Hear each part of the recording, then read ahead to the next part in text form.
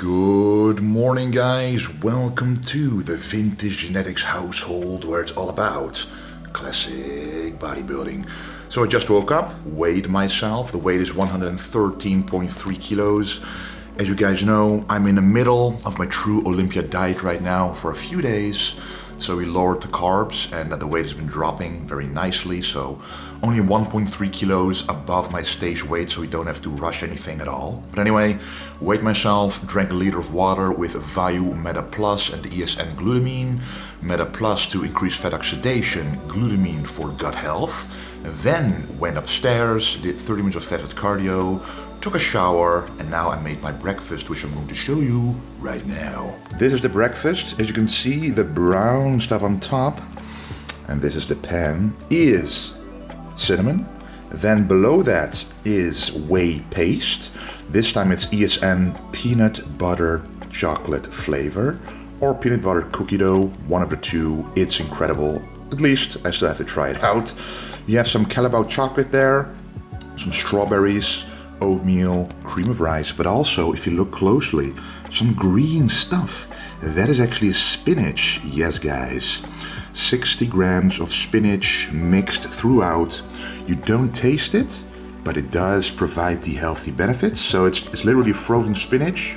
So yesterday I cooked my oatmeal and cream of rice, mixed through the frozen spinach so it kind of disintegrates, becomes part of the oatmeal and cream of rice. Then you don't taste it, but it's still there with all the healthy values, and it bumps up the volume with the 70-60 grams.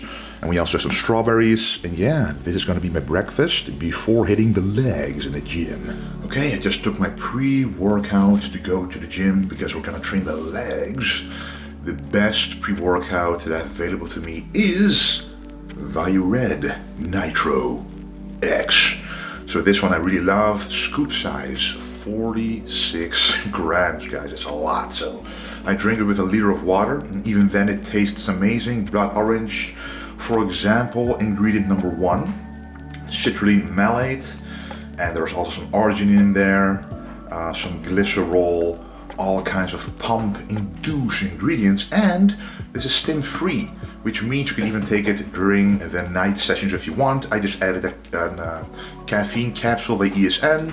Very simple, adding 200 milligrams. If you want to have a crazy workout, you can do 400 milligrams, but in my opinion, 200 hits a spot just right.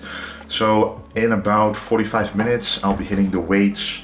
So with a big pre-workout like this, because you drink a lot of water, you need to wait a little longer before going to train to really make it kick in. But anyway, hydration is very important.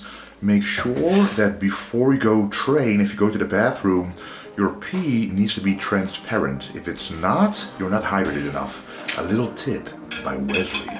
We are now at the gym before training the leg.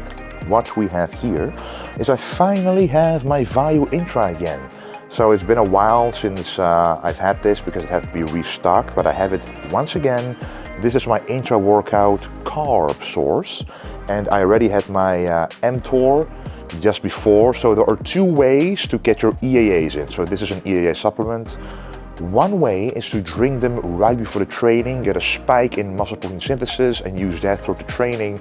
Then simply have your carb source intra-workout, or combine the EAAs and the carb source into a workout as well, whatever you prefer, depending on if the flavors mix, or in my case, I had a breakfast around 10, then I was a couple of hours later and I haven't had a meal yet, so I take EAAs before the training to get another spike in MPS, muscle protein synthesis, to ensure I don't go catabolic during a leg workout. Anyway, we also have a new big ESN bottle. I believe this is like 2.5 liters, which is amazing.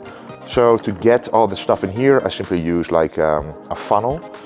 And we're going to use 60 grams of this Intra, which comes down to 30 grams of carbohydrates. So I'm just going to put it on a scale and weigh it off like that, and put in 60 grams in total. So what is in this Intra? As I mentioned, a carb source, but also some extra EAAs and creatine, citrulline, minerals, Himalayan pink salt, all kinds of stuff to help you get a very good connection, pump, and drive during the training. So that is 60 grams of this. Then I like to add a little bit more to this ingredients, to this stack. Creatine, so in here there's 2 grams already for one portion of 60 grams. I like to go for a bit more than that. And it's around 10 grams in total that I like to use for the creatine, just like that. And the reason is I like to use around 1 gram of creatine per 10 kilos of body weight. And that's where you know you're getting adequate amounts of creatine in your system. Also put in some Himalayan pink salt. Can never hurt to add some extra salt. And the last ingredient is going to be L-carnitine. Now that we have officially started the Olympia prep, officially, because we're lower in calories now, I'm gonna put 3 capsules in here for the maximum amount of burn of fatty acids during the workout. And also androgen receptor density will be improved with the L-carnitine. So it has both catabolic effects for fat and anabolic effects for basically muscle building. So let's put this in here and then go straight downstairs to train the legs. The first movement, as always, is going to be a calf movement. Back in the day, I used to do calves as the last movement, as like an add-on to the workout, and the name already says it. It shouldn't be an add-on, it should be part of the workout. And any first movement of any workout you do is always very intense because you have your full power available to you. And calf training doesn't take away anything from the leg training itself. So you can go all out on this, and we're gonna do the seated calf raise first, and it won't affect the rest of your workout. So every warm-up is getting heavier and heavier to accumulate to the weight. And the only thing that the warm-up should do is get a lot of, well, at least enough blood in the muscle, the tendon, the joints to find out if it hurts at all. To pretty much find out, are you ready to hit the working set with the previous weight you did before. And so this is the last warm-up. Not wasting too many reps on this. And after this, the working sets begin. We walk in between the sets. It helps with blood flow. It also helps reduce lactic acid buildup. And then you can actually get ready quicker for the next set instead of having to wait at the spot, not allowing blood flow to be as efficient. So walking in between sets improves rest times, but also burns extra fat, which during your prep is exactly what you want. All right, we're gonna start the walking set, and watch my form. If you want big calves, focus on the stretch, guys. Full range of motion, of course, but don't use momentum in the stretch part. Really work for it. So you don't have to use an enormous amount of weight, even though now I have to because eventually you get stronger, but let's just show you what it's all about.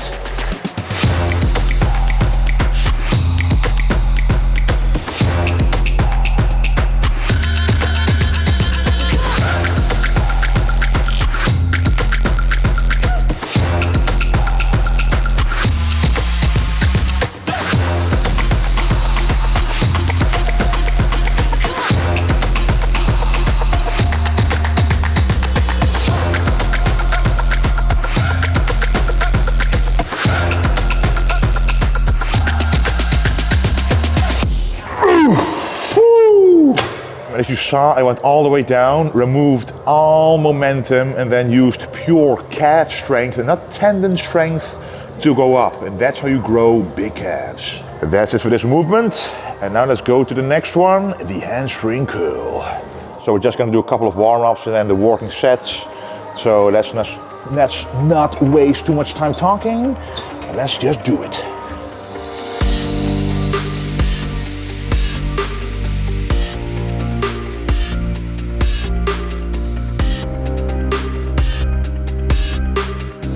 As you saw, full range of motion, very important, especially the stretch, but if you can't feel the squeeze, it still is too heavy.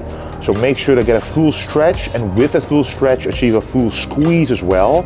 And then you know your form is great, and then you maximize the weight in like 8 to 15 rep range for the maximum muscle growth.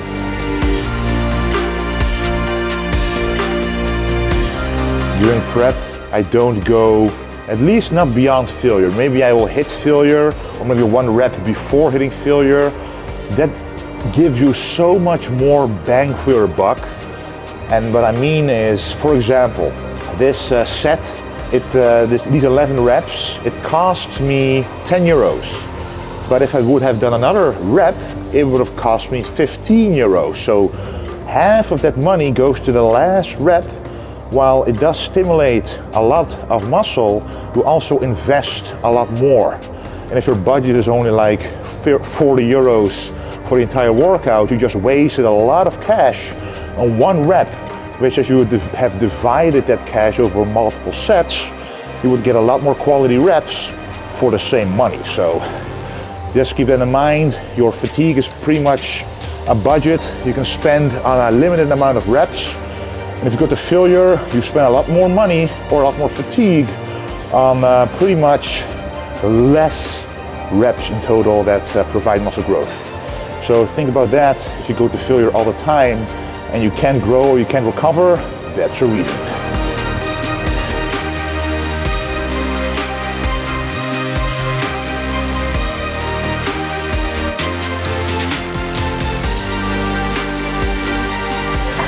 Working set 3 or 4. Let's do a couple of rounds of walking through the gym and then do the last one here. What I feel right now is a very good pump in the hamstring, some lactic acid buildup, and you want to feel the connection with the muscle. If after a working set you don't feel anything in that muscle, regarding my description just now, something is going to be wrong.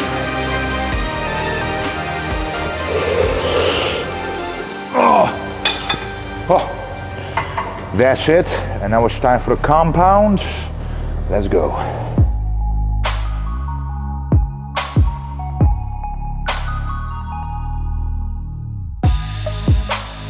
I just put on my weightlifting shoes and these knee sleeves, because we're gonna do a compound, and what I want to do, increase the range of motion to the max, so an elevated heel works with that always, especially when your ankles aren't very flexible. And this, the knee sleeve, whenever you go all the way like this, the pressure in between your calf and your hamstring takes away pressure from the knee. So you save your knee as well. So to prevent knee pain, I think this is a very good option. It doesn't have to be very tight because these are pretty loose, as you can see. So it won't help in the lifting capacity, but it does help in preventing joint pain. So we're actually going to do the leg press, which has been a while since I've done this one. We're not gonna go with heavy weights because you will see the incredible range of motion I'm going to use to maximize the torture on the quad. So I'm gonna set this up in a way to maximize range of motion for me personally and to save my lower back as well. So what I've done here, first of all, I put the seat all the way back. This allows for a greater space, room to work with. So that's number one. And number two, I'm actually going to increase the back support for the lower back so that the lower back is always supported by something pushing against it when I'm going all the way down with the range of motion. So first what I'm going to do is put a dumbbell there, and over the dumbbell I'm going to put a pad to ensure that support. So let's do that. Okay, so as you can see, I put the pad right there. The dumbbell is there to provide a bit more width, more thickness to the support. And also because when I am doing this set and when I increase the weight, you can see the dumbbell dropping down a bit more, so it will be nicely firmly in place. And you will see now in practice how this really works. So I just sit on top of this, and right now my lower back is being nicely supported. Use a stance that allows your knees to actually go around your body. So I personally need a slightly wider stance, toes pointing outwards, whatever feels natural. Then you simply go down as far as you possibly can.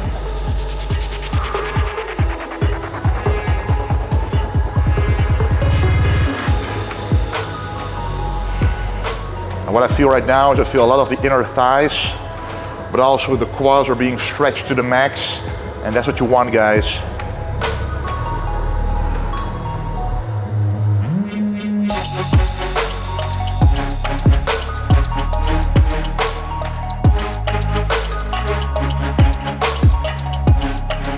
And you know, it looks like a full stack, but it's actually not a very heavy weight. This literally is half the weight I would normally use in the off season, but with way less of a range of motion, different form, different execution. Right now it's all about letting the weight be as difficult as possible for the muscle, because that reduces all of the other fatigue that the extra weight would cause with all the stimulus inside the muscle, which is exactly where you want it during prep or during any caloric deficit. So let's die.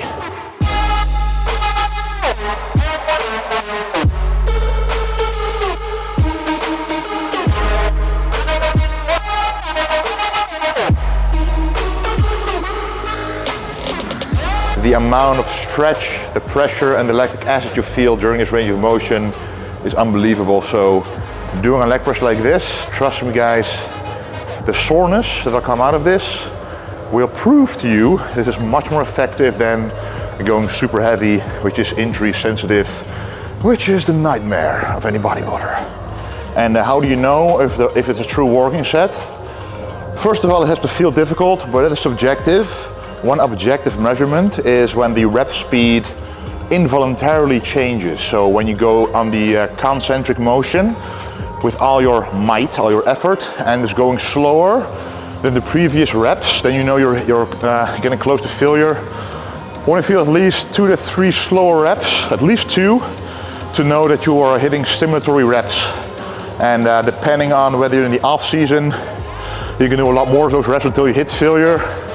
And during prep, you want to stay 1 to 2 reps from failure if you don't want to run the risk of, first of all, injury, and second of all, recovery capability, the lack thereof. So I'm always taking it a bit more safe, because that extra rep is simply not worth it. During the off season, definitely, when you have all the calories to recover, but during a prep, you simply don't. Thinking about the cardio you're doing, caloric deficit, possible sleep deprivation because you're hungry. Take all of that into account to decide for yourself how far you should go to failure. But in my opinion, 1 to 2 reps from failure with heavier compounds is the way to go.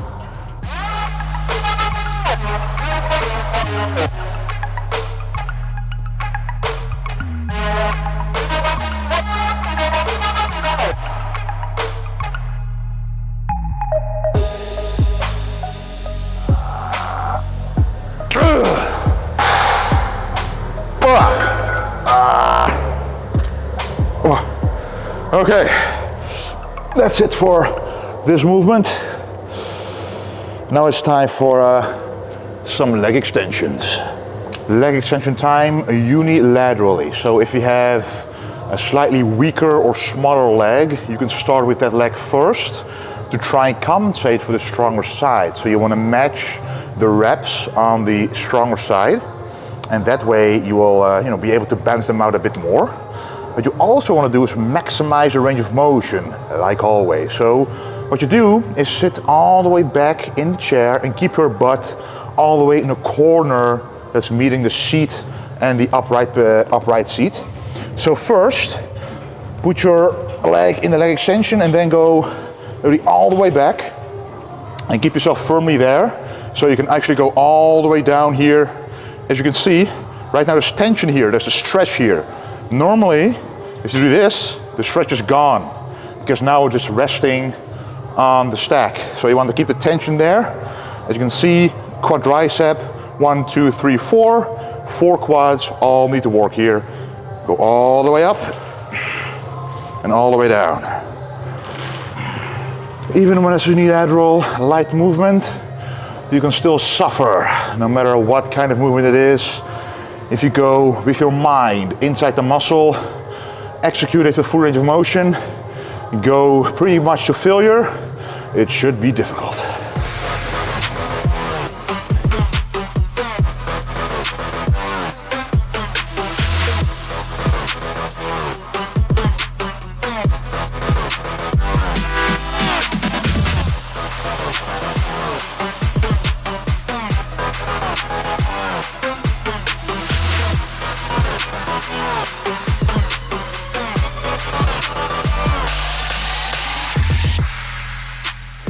The very last set I did go to failure. Why? It's a unilateral movement. It's an isolation movement. so it won't cause as much fatigue. But I'm only doing it at the last set because now we're done, which means the fatigue accumulated here won't affect me for any other sets because we are done. So that's the only place where going to failure is logical. When you're in prep, in a caloric deficit, recovery is impaired, when fatigue is high, and when the total volume in a workout isn't substantial. The last set of a last isolation movement, that's a possibility to go to failure. But other than that, I wouldn't recommend it. But what I would recommend is eating cream of rice or after the workout, which I'm going to show you right now. Boom, and there we have our post-workout meal, delicious cream of rice. So 120 grams of cream of rice in this big bowl.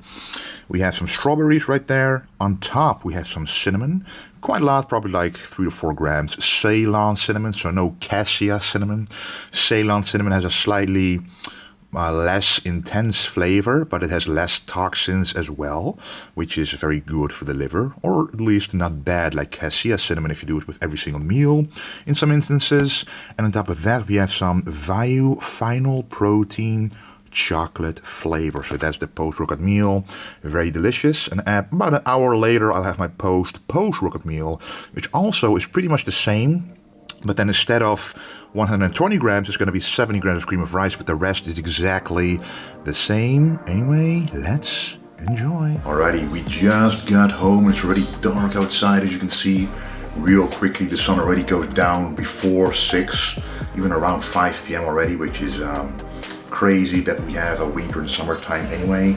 But whatever, we are going to have my post-workout meal. Let me show you what that is. So here we have it, the cream of rice, but also an ultra fine oat combination. So I do 40 grams of ground up oats, 30 grams of cream of rice, a little bit of cinnamon, the strawberries, and this is the Vayu Final Protein. As you can see right here, Vayu Final Protein, this time vanilla flavor, which I'm gonna put on top of here. So obviously the oatmeal or cream of rice is very hot, strawberries are frozen, so you need the vanilla frosting right here to be on top of a cold or frozen surface to, keep its tastiness intact, or otherwise it's going to be very watery and then it will not have the properties of a nice frosting. So this combination is incredible. Okay guys, so it's now the last meal of the daytime around 11 p.m. So this right here is part of the last meal. We have 10 egg whites, 2 whole eggs, and also 1 salmon fillet right here. Put it on very low heat. We have some salt and some dill on here. And in a crock pot we have some Brussels sprouts, and this will simply be my last meal of the day. No carbs, so the last 2 meals of the day don't have carbs at all. And only the meals around the workout and 1 meal after the workout has carbs. So that's pretty much what I do in terms of the last meal right now. Right before having this meal, I like to take this sleep stack. So we have melatonin sleep spray. I actually take about 10 sprays of this, but as someone who falls asleep a little easier, you can do like 4 sprays, but I like to do 10 sprays. 1 spray is 1 milligram of melatonin, and no, you won't stop producing endogenous melatonin once you stop taking this. This literally just ensures a better, deeper, and quicker sleep. So I love to take this, and it's a antioxidant for the brain, so it's very positive overall. We also have some GABA. This is a neurotransmitter, allows for restfulness in general, allows you to pretty much cool down for the day. We also have some magnesium. This is pretty much a whole body relaxing mineral. It relaxes the muscles but also relaxes the brain. And this is ashwagandha. This lowers stress levels, cortisol levels. 1 second for that crock pot. Okay, it has ended. So yeah, this ashwagandha is scientifically proven to also, for natural people, possibly raise testosterone levels. So maybe because you sleep better because of it, but regardless, it's a very good thing to take. And all of these have been proven to actually work for restfulness, for relaxfulness, reduce anxiety, stuff like that. And all of that you want to take before going to bed. Plus the placebo effect it causes by knowing you take it. I have had great nights of sleep, even with little babies keeping you up sometimes. This truly does work. And speaking of sleeping, I like to get at least 8 hours of sleep. So once this meal is finished, I'm gonna eat it right away, go to sleep, have 8 hours of sleep, and then do the whole riddle again. But then it's a chest day. Fasted cardio, everything I just mentioned, pretty much what I did today, will be done tomorrow again, except chest. We'll also be recording that. Thank you a whole lot for watching, and don't forget to stay golden.